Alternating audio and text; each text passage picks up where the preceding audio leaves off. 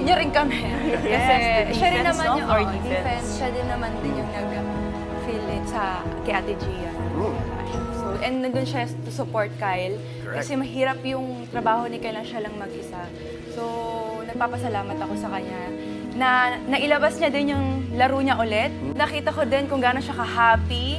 Nakita ko rin na gusto niya ulit maglaro ng volleyball. Kasi hindi po yun yung una namin na nag-usap kami bago siya Plano. mag- Ayaw na sana niya. Alam naman natin na grabe ang ano ng tao ang mata ng tao sa film line. So, yun talaga yung iniisip niya, kino-consider niya kung gugustuhin siya sa team. So, ngayon, laki ng green niya talaga.